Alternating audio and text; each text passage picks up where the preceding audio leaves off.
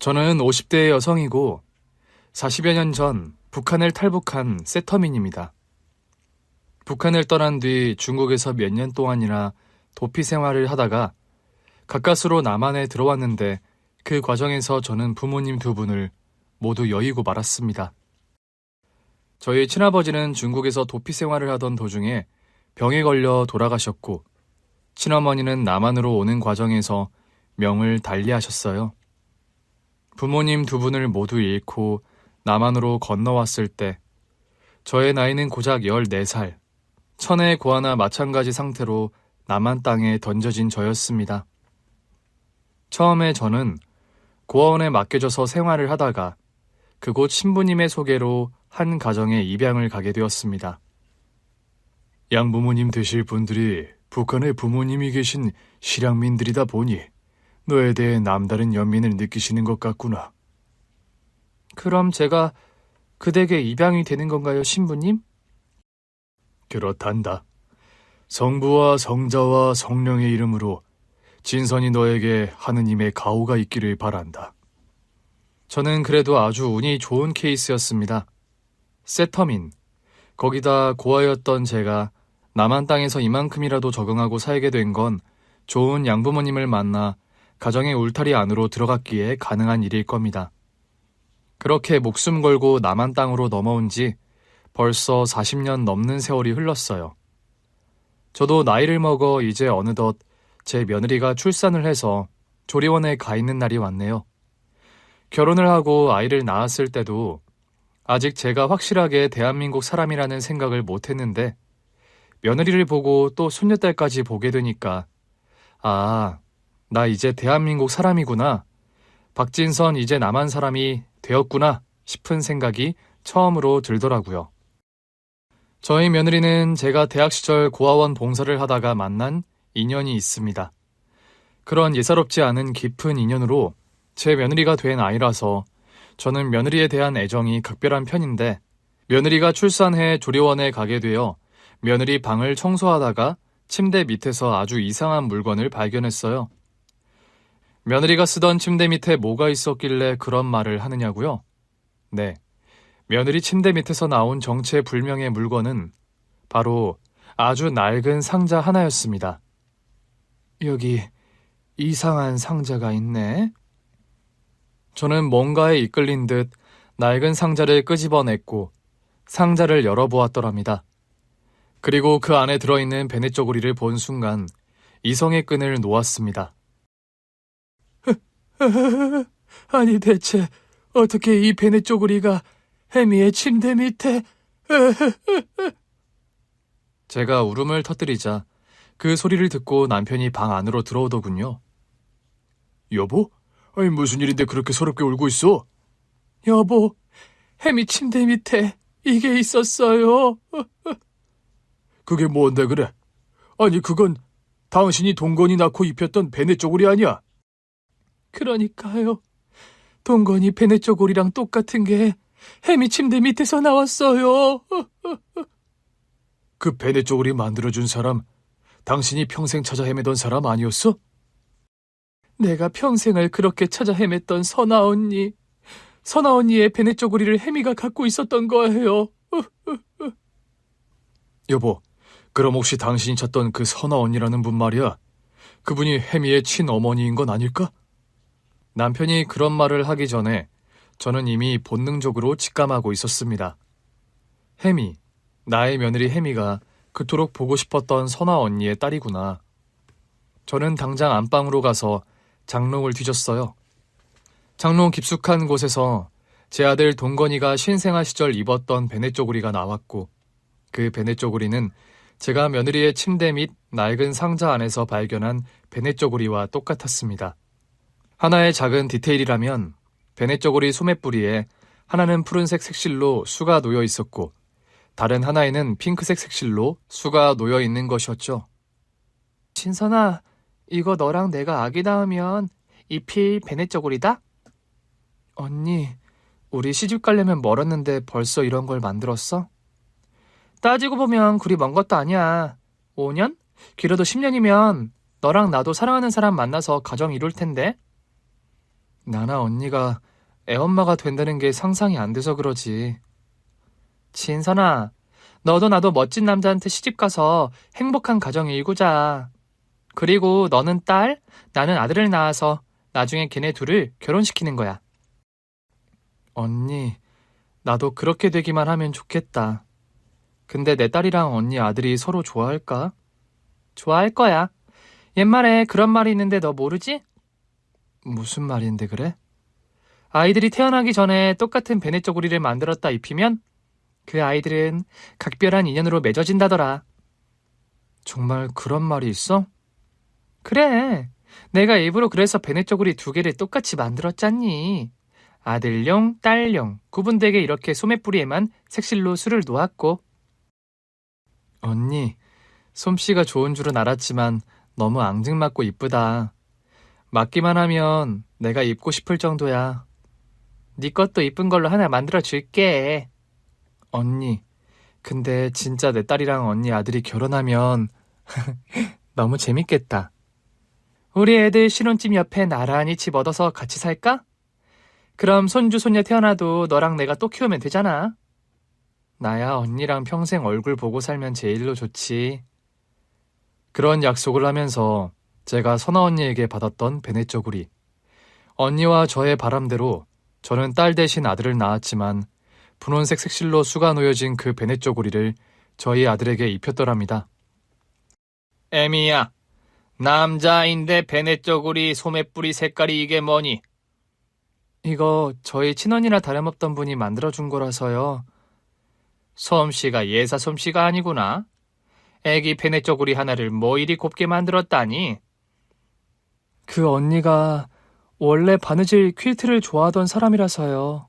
취미로 만들었다기엔 베네 쪼구리가 모양이 독특하고 너무 이쁘구나.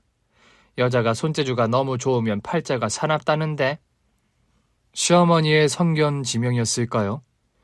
제가 친언니처럼 따르던 선아 언니의 운명은 평탄하지 못했습니다. 저는 주마등처럼 떠오르는 과거의 기억들에 휩쓸릴 때가 아니란 생각이 불현듯 들었습니다. 뭔가에 홀린 사람처럼 저희 아들이 신생아일 때 입었던 베네 쪼구리와 며느리의 침대 및 낡은 상자에서 나온 베네 쪼구리를 챙겨들고 당장 며느리가 있는 산후조리원으로 달려갔어요. 어머님, 이 시간에 어쩐 일이세요? 혜미야, 너에게 물어볼 말이 있어서. 급하게 달려오느라 숨까지 몰아쉬는 저를 보고 며느리가 아연실색한 표정을 짓더랍니다. 무슨 일이길래 그렇게 숨이 턱이 차게 달려오셨어요, 어머니? 혜미야, 네 방을 정리하다가 발견했는데 이 상자 말이야. 저는 그 베네 쪼구리가 들어있는 상자를 며느리에게 들이밀었습니다. 안 그래도 그 상자를 동건 씨에게 부탁해서 가져다 달라고 하려고 했는데 어머님께서 가지고 오셨네요? 이걸 가져다 달라고 하려고 했다고? 네, 어머니. 그 베네 쪼구리가요, 다름 아니라 유일하게 저희 친어머니가 만들어주신 제 옷이거든요.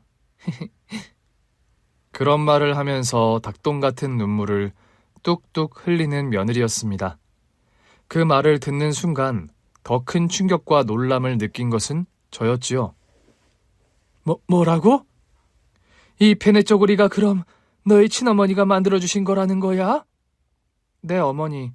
저희 친엄마는 저를 낳다가 돌아가셨는데 이 베네 쪼구리는 돌아가시기 전에 만들어두신 거라고 들었어요. 제가 태어나면 입히겠다고요.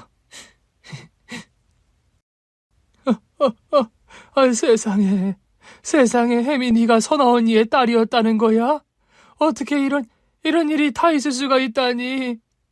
어머님께서 어떻게 저희 엄마 성함을 아세요? 등잔 밑이 어둡다더니 어떻게 선아 언니 딸을 여태 몰라보고 살았을까?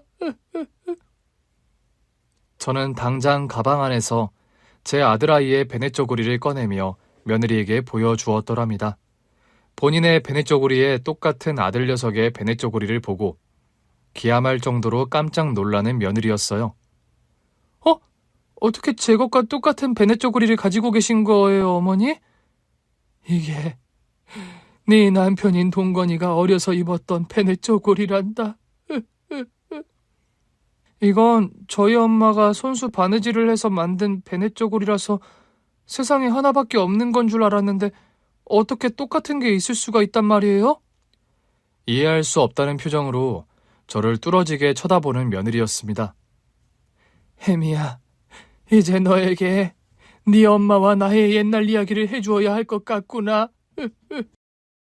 저희 엄마를 어머니께서 아신단 말씀이세요? 그래, 너를 낳아준 너희 친엄마, 선아 언니, 홍선아 언니를 내가 어찌 모르겠니? 저희 엄마 성까지 어머니께서 저희 엄마를 대체 어떻게 아신다는 거세요, 어머니?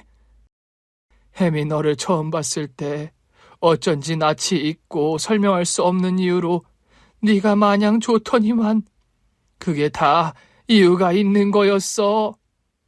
가만 보니 넌 체형도 눈빛도 선아 언니를 빼다 박았는데 난 왜 여태 네가 그토록 찾아 헤매던 선아 언니의 딸인 걸 몰랐는지. 저는 바보처럼 혜미를 알아보지 못한 지난날의 제 과오가 너무나 원망스러울 따름이었습니다. 며느리의 친엄마, 선아 언니라는 사람과 대체 어떤 사연이 있길래 이런 말을 하느냐고요? 며느리인 혜미를 낳은 선아 언니와 저는 비록 피는 한 방울 섞이지 않았지만 친자매와 같은 사이였습니다. 과거에 제가 북한에서 탈북을 한 이력이 있다는 말씀을 드렸었죠. 탈북하는 과정에서 고아가 되었던 저는 남한에 도착한 뒤 우여곡절 끝에 한 가정에 입양이 되었더랍니다. 양부모님은 북한의 부모님과 가족이 있는 실향민이었고 그런 이유 때문인지 혼자가 된 저를 딸로 입양을 하셨어요. 진선아, 앞으로는 나와 내 남편이 네 부모님 역할을 해줄 거다. 우리가 모자란 점이 있겠지만 너도 우리를 엄마 아빠로 생각하고 편히 지냈으면 좋겠다. 양 부모님께서는 두 분 다 공무원이셨고 결혼한 지 오래되었지만 슬아에 자식이 없었습니다. 직급이 높은 공무원이라 출장도 잦고 일로 바빠 주말을 제외하고는 집에 거의 안 계시는 날이 많은 분들이었죠. 저는 양부모님께 입양이 되긴 했지만 집에서 혼자 지내는 시간들이 무척 많았습니다. 진선아, 이번 주엔 엄마 아빠가 동시에 출장이라 혼자 있어야 하는데 괜찮겠니? 괜찮습니다. 제가 어린애도 아닌걸요. 미안하다. 진선이 네가 아직 나만의 적응도 잘 안 됐는데 시간을 많이 보내주지 못해서. 아니에요. 엄마도 아빠도 바쁘신 분들인 거 저도 잘 아는걸요. 북한 말씨 억지로 고치려 들지 말고 편한 대로 해. 아닙니다. 적응하려면 말투부터 빨리 고쳐야 해요.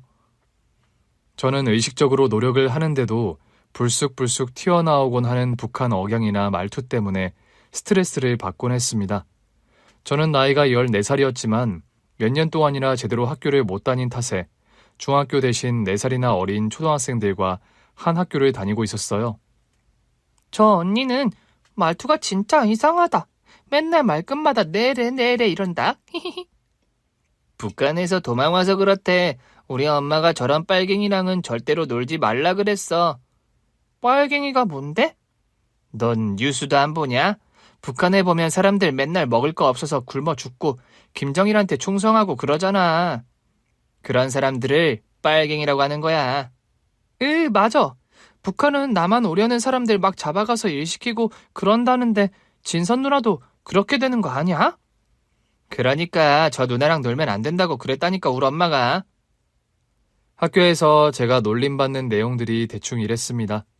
안 그래도 나이 터울이 어린 동생들이었는데 그 애들은 나를 대놓고 북한에서 온 탈북민이라고 놀리고 뒤에서 험담을 하기 일쑤였죠. 진선 언니는 우리보다 나이도 많은데 왜 우리랑 같이 학교를 다녀요?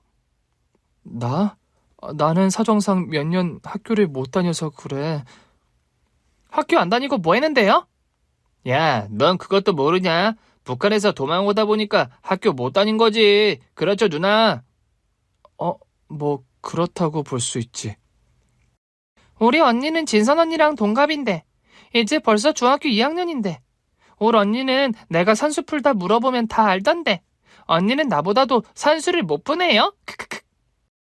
나이가 서너 살이나 어린 초등학생들에게 그런 놀림을 받으며 다니는 학교가 재미있을 리 없었죠.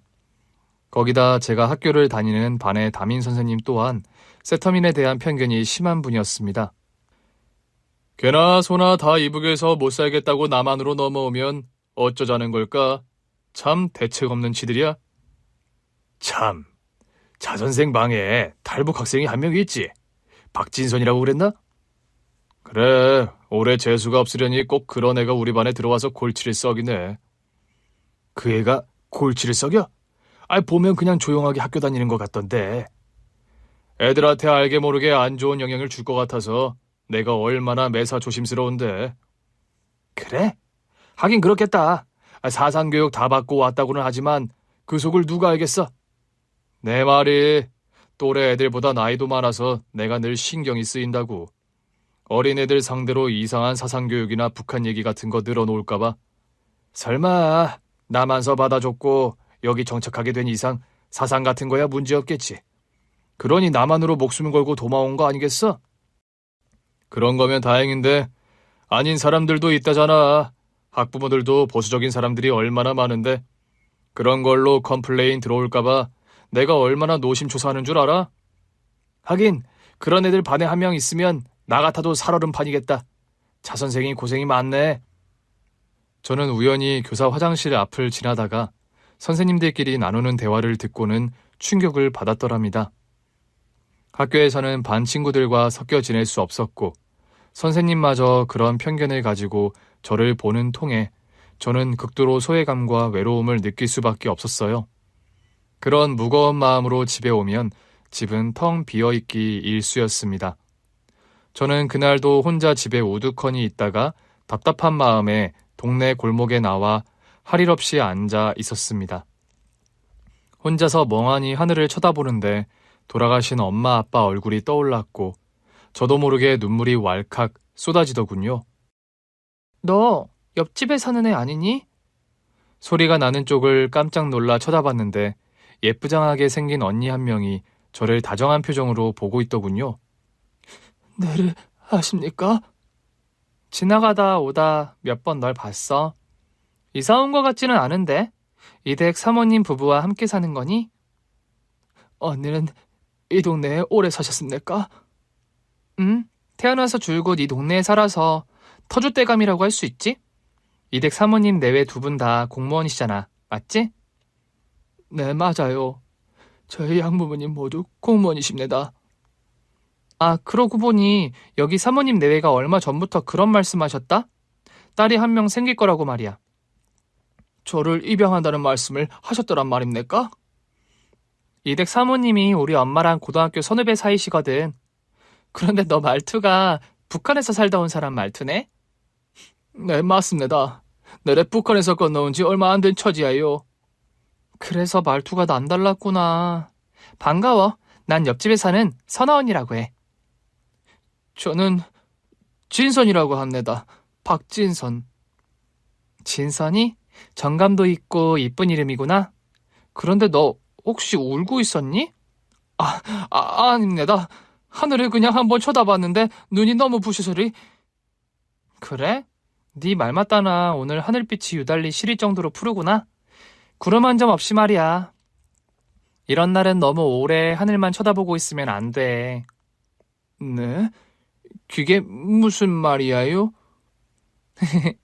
구름 한 점 없이 퍼런 하늘을 너무 오래 쳐다보면 너처럼 괜시리 눈물만 난다는 말이다. 아, 네. 사모님 내외분은 또 출장 가셨니? 네, 두 분이 워낙에 많이 바쁘십니다. 저녁은 먹었어? 아니요, 이제 들어가서 저도 그만 저녁 먹어야겠어요. 혼자 저녁 먹을 거면 우리 집에 가서 같이 먹을래? 선아 언니와의 만남은 처음부터 좀 특별한 데가 있었습니다. 언니는 처음 보는 사람이었는데도 오래 알던 사람처럼 설명할 수 없는 편안함과 친근함이 있었어요. 저는 낯선 사람 앞에서는 한묵증에 걸린 사람처럼 입을 꾹 닫아버리는 습성이 있었습니다. 괜히 이북 말투가 표시가 나서 탈북자구나 하는 그런 눈초리를 받기 싫었기 때문입니다. 그런데 언니 앞에서는 이상하게 그런 게 처음부터 무장해제가 되더라고요. 진선아, 너 간고등어 찌개 좋아하니? 그거이 이북 사람들만 하는 음식인데 언니가 어찌합니까? 남한에 와서는 간고등어 찌개 한 번도 안 먹어봤어? 이북 음식 먹은 지는 몇 년 됩니다. 북한 떠나와 중국 땅에서도 몇 년을 돌아다니며 살다 보니까. 사실 우리 외할머니가 평안북도 출신이셔. 그래서 어려서부터 이북 음식 나는 많이 먹고 자랐다. 진선이 네가 이북에서 왔으니까 오늘 저녁은 간고등어 찌개 해서 같이 먹자. 선아 언니의 어머니가 부엌에 나오더니 언니 주문을 받고 간고등어 찌개를 그 자리에서 뚝딱뚝딱 만들어주시는 겁니다. 옆집에 사는 진선이라고? 많이 먹어라. 감사합니다.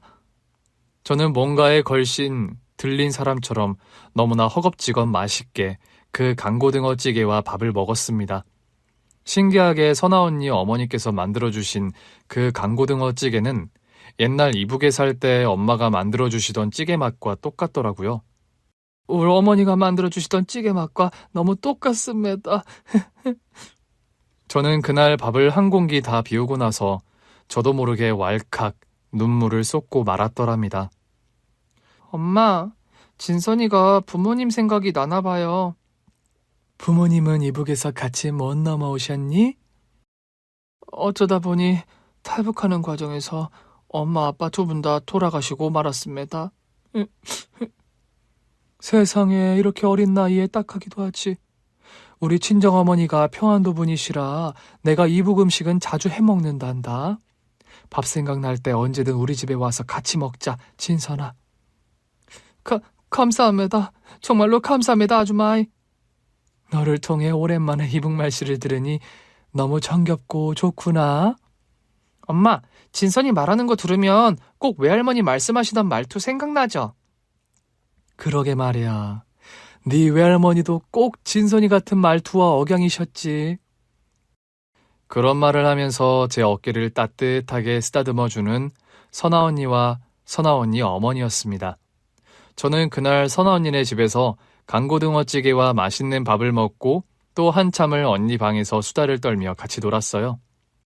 진선아, 밥 먹었으니까 내 방 가서 놀래? 제가 더 놀다 가도 됩니까? 그럼 물론이지. 그리고 너랑 나랑 나이 차이도 크게 안 나는데 그냥 말 편하게 해.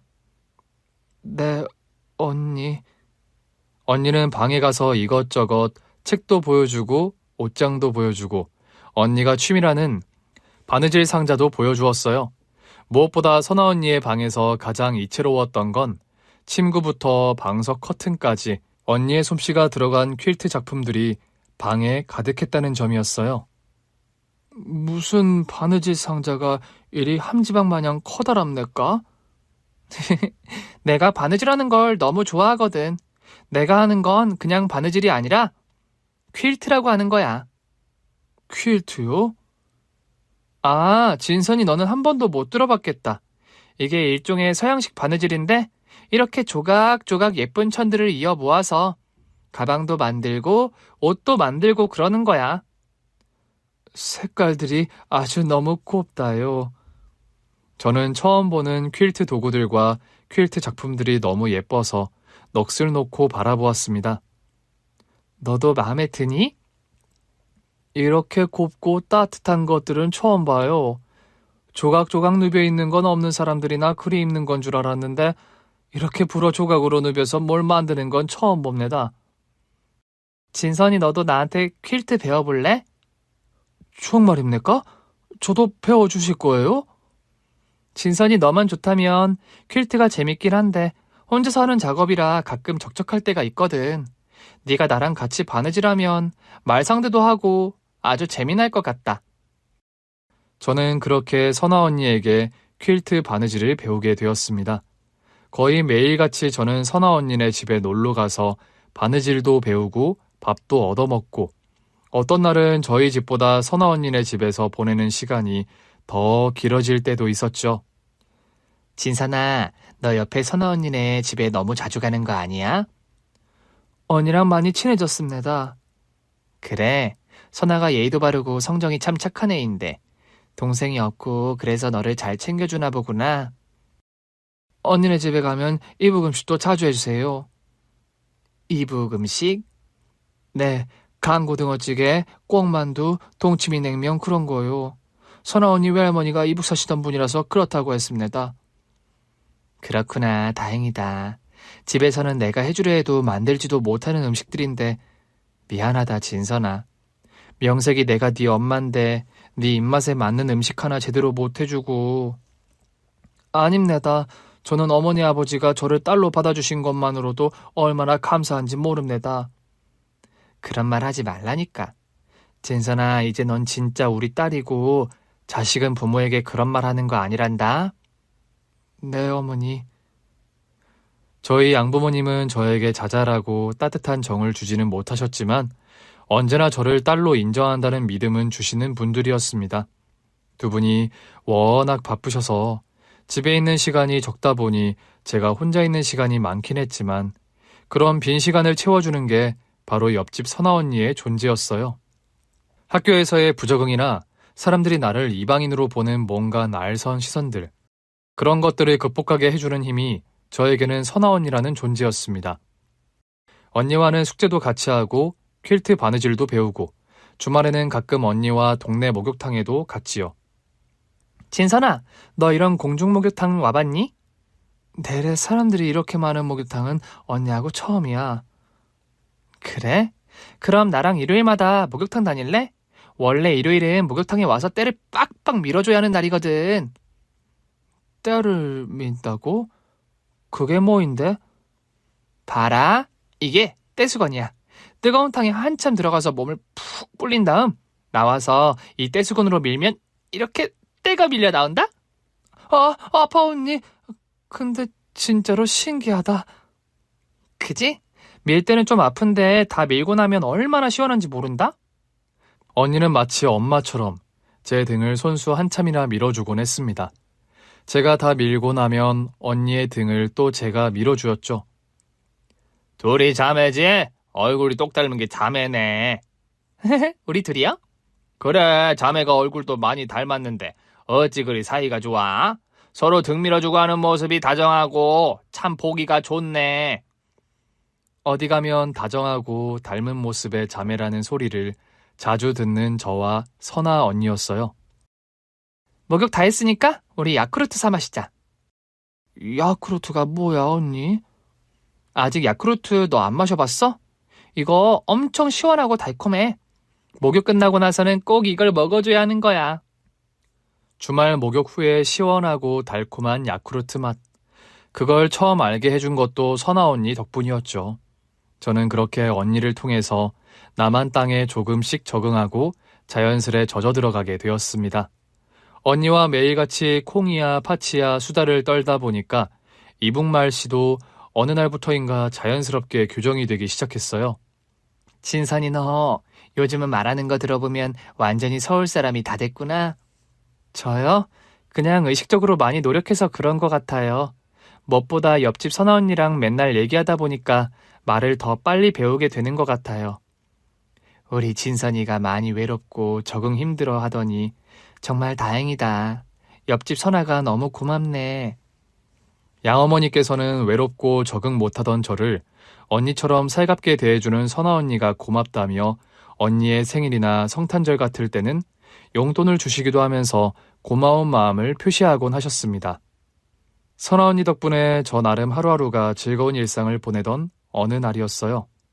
학교에서 수업을 마치고 돌아오는 하교길에 저는 길바닥에 쓰러지고 말았습니다. 병원 응급실에서 눈을 떴을 땐 부모님과 선아 언니가 걱정스러운 얼굴로 저를 쳐다보고 있더군요. 이게 대체 어떻게 된 일이에요? 진선아, 네가 선천적으로 신장이 많이 안 좋다는구나. 신장에 병이 있다고요? 그래, 당장 이식수술을 받지 않으면 안 된다는데 큰일이야. 사실 돌아가신 저희 아버지도 신장이 많이 좋지 않으셨습니다. 내가 아빠를 닮아 그런가 걱정을 하고 있는데 우리가 네 친부모가 아니라서 너에게 기증적합자가 아니라는데 걱정이 크구나. 이식수술 신청을 해뒀고 기증자를 기다려봐야지. 뭐 별수가 있겠어? 엄마 아빠가 무거운 얼굴로 그런 말씀을 하시는데 대뜸 그런 말을 하는 선아 언니였어요. 아줌마 아저씨, 제가 한번 기증자 적합 검사를 해보는 게 어떨까요? 아니 선아 네가 검사를 받겠다고? 다행히 저는 법적으로 신장 기증을 해줄 수 있는 나이더라고요. 선아야, 너랑 진선이가 아무리 친하다 하더라도 그건 좀 더 심사숙고해야 할 문제다. 그래, 네 마음은 너무 고맙고 가상하다만 너희 부모님께서 아마 허락하지 않으실 거야. 부모님은 제가 설득시키면 돼요, 아줌마. 그리고 진선이가 이식 수술을 당장 받지 않으면 목숨이 위험하다는데 어떻게 가만히 두고만 보고 있겠어요? 그런 말을 하면서 닭똥 같은 눈물을 뚝뚝 흘리는 선아 언니였습니다. 언니, 말도 안 되는 소리 하지 마. 신장 떼어주는 게 무슨 머리칼 하나 떼어내는 게 아니야. 언니가 준다고 해도 난 받을 수 없으니 그런 말은 이제 하지 마.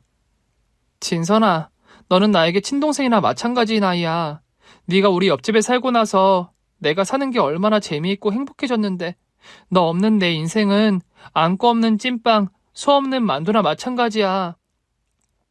선아 언니, 난 언니 그 마음만으로도 이미 내 병이 다 나은 것 같아. 제 손을 꼭 잡더니 선아 언니는 일단 적합 검사부터 받아보자. 결과만 잘 나오면 내가 진선이 너 꼭 살려줄 거야. 두고 봐. 언니는 부모님을 겨우 설득하더니 결국 기증자 적합 검사를 받았습니다. 그런데 결과는 놀랍게도 수술이 가능하다는 결과가 나왔어요. 저는 그렇게 선아 언니에게 신장 이식 수술을 받고 가까스로 목숨을 건질 수 있었습니다. 환자분 나이가 어리긴 했지만 콩팥 수치가 너무 바닥이라 당장 이식 수술을 받지 않았더라면 목숨을 건지기 힘들었을 겁니다.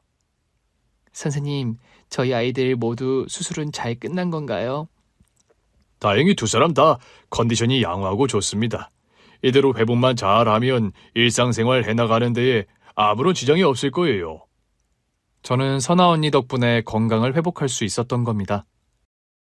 우리 진선이가 피부치가 하나도 없어서 선아가 아니었다면 정말 큰일 났을 거야. 고맙다, 선아야. 언니, 정말 고마워. 피가 섞인 친언니였더라도 결심하기 어려운 일인데 나를 위해서 언니가 신장까지 떼어주다니. 진선이 네가 없는 인생은 내가 재미없어서 싫다고 했잖아. 우리 앞으로도 평생 자매처럼 잘 지내자, 진선아. 언니, 그건 내가 언니한테 할 소리야. 언니가 아무리 나 싫다고 해도 나는 이제 평생 선아 언니만 졸졸 쫓아다닐 거야. 언니 너무 고마워. 언니 덕분에 겨우 살아난 저는 언니를 부둥켜 안고 한참을 오열했더랍니다. 그 후로 언니와 저의 사이는 더욱 각별해졌습니다. 진선아, 우리 나중에 각자 시집가도 한 동네 살면서 지금처럼 지내자. 언니가 미국에 시집가도 난 언니 따라갈 거야. 정말?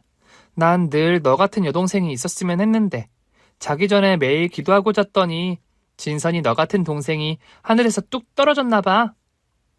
언니, 우리 시집가서 애엄마 돼도 진짜 지금처럼 지낼 수 있을까? 그럼 못할 건 뭐니? 우리 시집가서 나는 아들, 너는 딸 하나 낳아서 걔네들 결혼시키자. 언니도 참, 애들 결혼이 우리 마음대로 되는 일이야? 예전에 퀼트 선생님이 해주신 말이 있는데 베네 쪼고리를 같은 걸 만들어서 태어난 애들에게 입히면 그 애들은 아주 각별한 인연으로 얽힌다더라. 진짜? 그런 말이 있어? 그래, 말 나온 김에 우리 애들 나중에 입힐 베네 쪼고리 내가 만들어놔야겠다.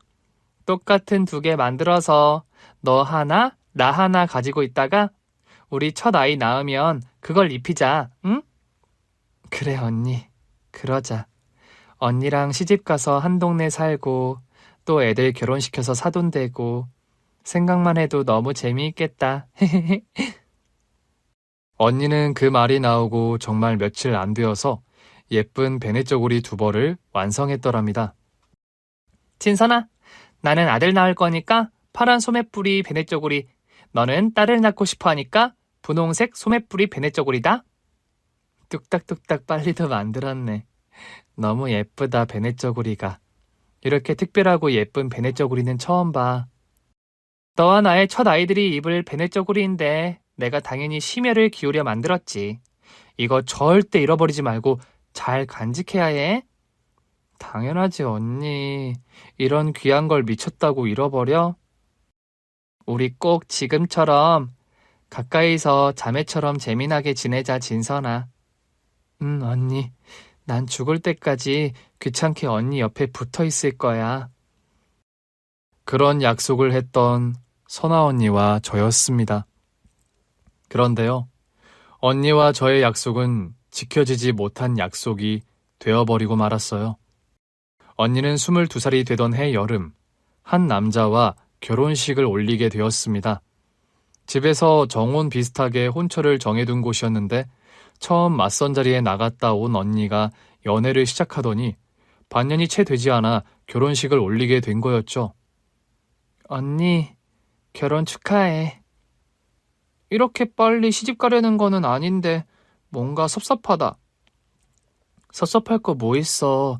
형부가 좋은 사람이니 언니 행복하게 해줄 거야. 우리 신혼집 멀지 않으니까 자꾸 놀러 와야 해?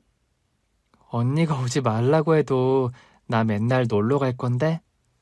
언니는 신접살림을 원래 살던 동네와 멀지 않은 곳에 차렸고 검정고시를 준비하던 저도 공부하는 틈틈이 언니네 집에 놀러 다니면서 예전과 다름없이 행복한 일상을 보내던 어느 날이었습니다. 저는 밤늦게 혼자 방에서 공부를 하고 있었는데 누군가 창문으로 돌을 던지는 거였어요. 누구세요? 창문을 열어봤을 때 저는 너무 깜짝 놀라고 말았습니다. 선아 언니가 커다란 짐가방을 싸들고 저희 집 앞에 서 있었던 겁니다. 저는 당장 언니에게 달려나가서 물었죠. 언니, 이 한밤중에 어쩐 일이야? 이 짐가방들은 다 뭐고? 사정이 너무 급해서 그냥 가려다가 너한테 인사를 안 하고 떠나려니까 발걸음이 안 떨어져서 너 보러 왔어. 뭐라고? 언니 어디 떠나는 사람처럼 말을 해? 진선아, 언니 떠나. 아주 멀리. 그렇게 돼버렸어. 선아 언니 그게 갑자기 무슨 말이야? 한밤중에 어딜 간다는 거야? 네 형부 사업이 하루아침에 파산하게 돼버렸어. 사기꾼한테 속아서 빚까지 대신 다 뒤집어 쓰고. 뭐? 언니 부모님은 이 상황 알고 계시는 거야? 엄마한테는 대충 말씀드렸어. 지금 여길 안 떠나면 억울하게 지지도 않는 빚까지 그 사람이 다 감당하게 생겨서 급하게 떠나게 됐어. 그럼 형부만 가면 되지 왜 언니까지 이 한밤중에 도망을 가? 진선아, 내일이면 우리 집까지 빚쟁이들이 들이닥칠 거야. 그 사람이랑 내가 부부인 거 다 아는데 나라고 무사하겠니? 그럼 언니 대체 어디로 간다는 건데, 어? 그걸 지금 너에게 말해줄 수가 없어. 그냥 아주 멀리 떠난다는 말밖에는. 언니, 그냥 우리 집에 숨어 있으면 안 돼? 그 사람들 우리 집은 모를 거 아니야. 내가 언니 꽁꽁 숨겨줄게. 가지 마. 미안해, 진선아. 지금은 언니가 떠날 수밖에 없어. 대신에 자리 잡히면 너에게 가장 먼저 연락할게. 알았어, 언니. 언니가 어디에 가 있든 나 꼭 언니 보러 갈게. 꼭 나한테 꼭 연락해야 해. 알았지? 알았어, 진선아. 공부 열심히 하고 너 대학 꼭 합격해야 한다. 약속할게, 언니. 나는 대학생 되어 있을 테니까 언니도 꼭 무사히 잘 지내면서 연락해줘. 알았지? 알았어, 진선아. 나 시간이 없어서 이만 간다. 선아 언니는 그렇게 한밤중에 커다란 수트케이스를 끌고 형부와 함께 야반 도주하듯 사라졌습니다. 그리고 그것이 언니와의 마지막이었어요. 그 후로 기다려도 보고 저 나름 언니의 소식을 부지런히 수소문도 해보았지만 언니의 소식을 알 길은 깜깜했습니다.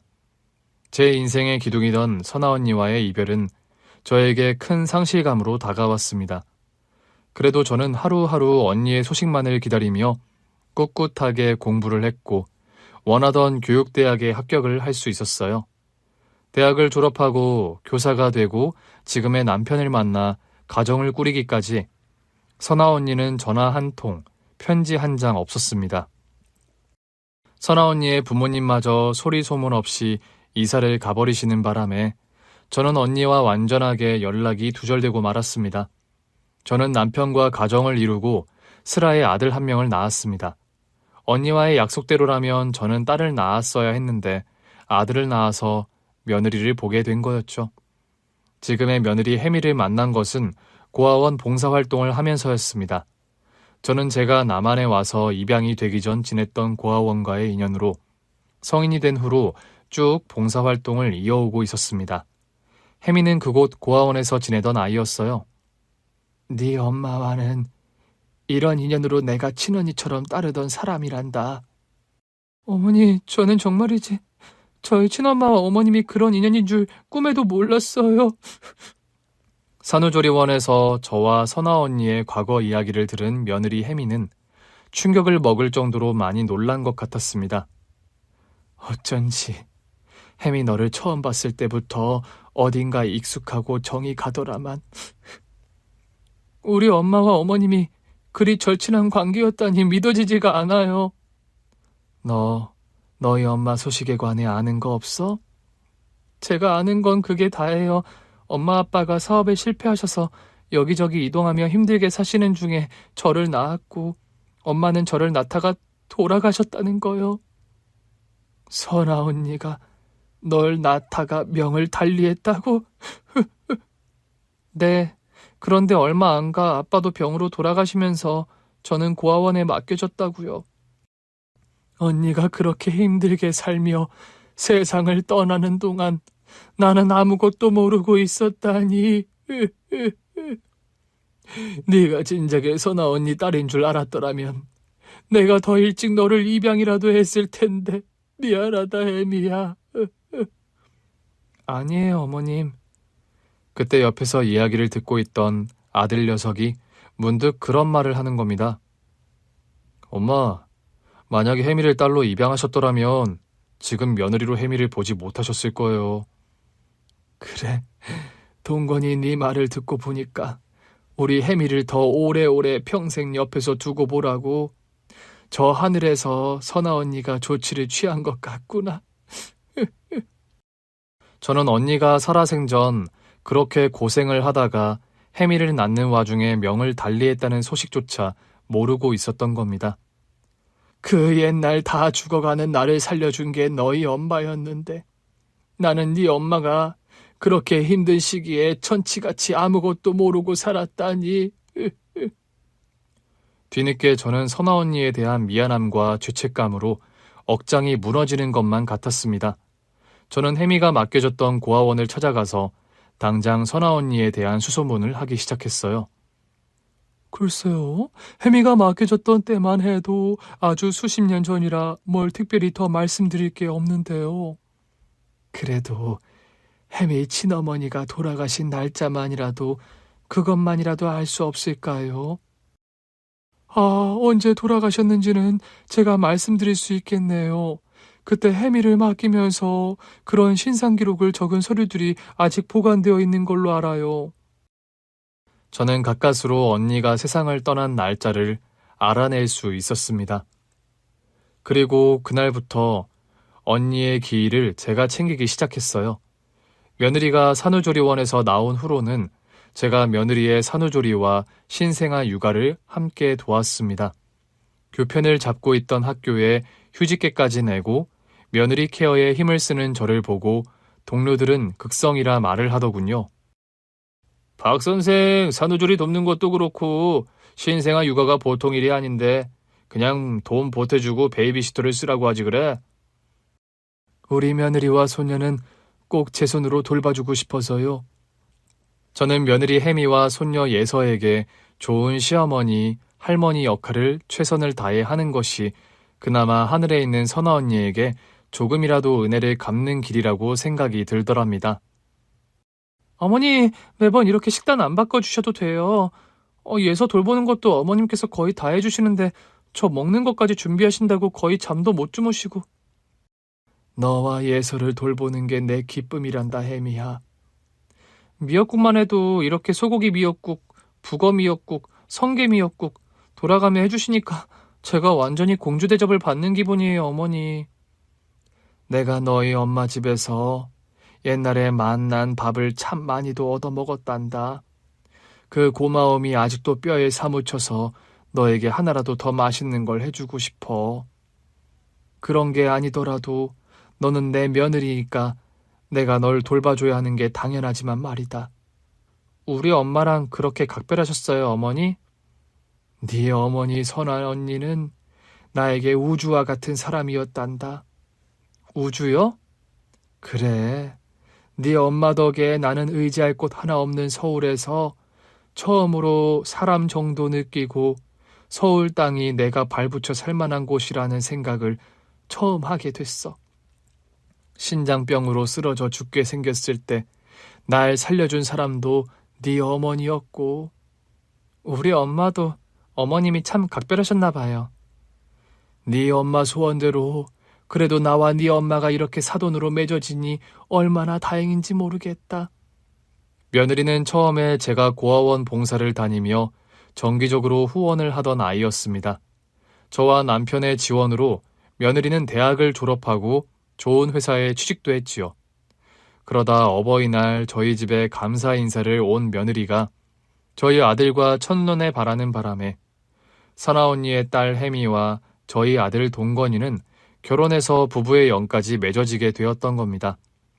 며느리 혜미가 낳은 딸은 참 신기하게도 선아 언니를 판에 찍은 듯이 빼닮았어요. 선하고 깊은 눈매, 옥독한 코와 유달리 백옥같이 희었던 피부, 길고 섬세한 손가락까지요.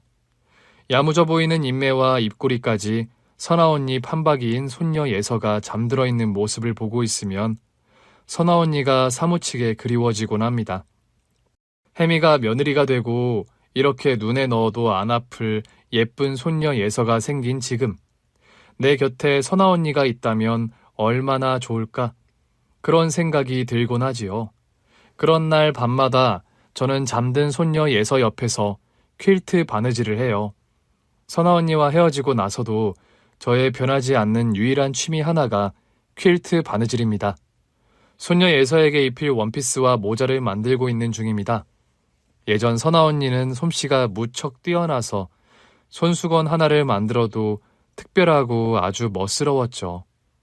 언니만큼의 솜씨는 아니지만 그래도 언니가 저에게 쏟아주었던 그 사랑의 100분의 1이라도 갚으려면 언니가 저에게 주었던 사랑과 헌신을 혜미와 예서에게 저 역시 최선을 다해 주려고 합니다. 어머니, 피곤하실 텐데 안 주무세요? 이거 바느질만 좀 마저 하고 자려고. 예서 때문에 낮에도 너무 고생하셨는데 이만 주무세요, 어머니. 어차피 제가 수유도 해야 하니 예서 제가 볼게요. 아니다.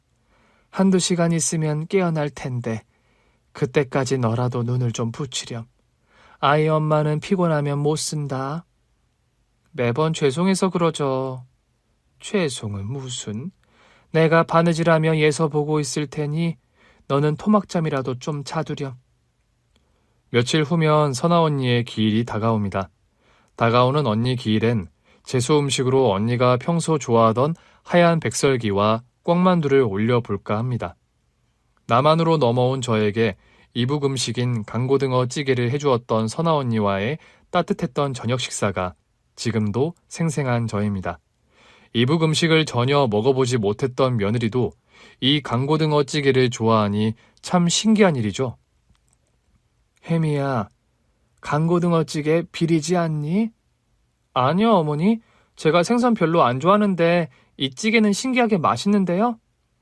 혜미, 네가 이북 여자 피가 흐르긴 하나 보구나. 선아 언니, 언니가 베네쪼고리를 만들며 제게 했던 말처럼 진짜로 언니와 저는 사돈이 되었어요. 언니 말과 다른 게 있다면 언니는 딸을 낳고 저는 아들을 낳았다는 것만 다르네요. 제 인생에 가장 힘들고 외로웠던 시기에 언니는 제 곁에서 든든한 그늘을 만들어 주었는데 저는 언니가 그렇게 힘이 들 때에 그런 사실조차 모르고 살았다는 것이 못내 죄스러워요. 어떻게 살고 있고 얼마나 힘이 든지 연락 한 통이라도 주셨더라면 좋았을 텐데. 저는 이제 살아서 언니의 그 고마운 사랑에 보답할 기회가 없네요. 대신 언니의 딸 혜미와 언니를 꼭 닮은 손녀 예서, 그 두 아이를 제가 목숨이 붙어있는 그날까지 제 분신처럼 아끼고 소중하게 지키겠습니다. 언니, 혜미를 낳다 명을 달리하는 그 순간에 얼마나 속이 상하셨어요. 저도 자식 낳고 살다 보니 자식을 혼자 두고 떠나는 어미의 마음이 어떠할지 상상하기 싫을 정도로 마음이 먹먹해져 옵니다. 그래도 이제 혜미 곁에는 제가 있으니 너무 걱정 마세요. 언니만큼의 큰 사랑을 줄 수 있을지 제가 장담은 못하지만 그래도 언니에게 제가 받은 사랑만큼 혜미와 예서에게 최선을 다해 좋은 시어머니, 할머니가 될게요. 언니를 꼭 닮은 예서를 보며 지금도 저는 매일 언니 생각이 난답니다. 언니 계신 그곳 하늘나라는 지낼만 하세요? 언니, 이번 기일엔 언니 좋아하는 백설기와 꽁만두를 차려놓을 테니 형부와 손 꼭 잡고 식사하러 오세요. 100일을 넘긴 손녀 예서, 재롱도 보고 가시고요. 선아 언니, 여전히 많이 그립고 사랑합니다. 이제 저 먼 곳에서 혜미 걱정은 접어두고 편히 쉬시길요. 긴 얘기 들어주셔서 정말 감사합니다. 오늘 준비한 사연은 여기까지입니다. 재미있게 들으셨다면 구독과 좋아요, 알림 설정까지 눌러주세요. 그럼 저는 다음 사연으로 찾아뵐게요. 오늘도 건강하고 행복하세요.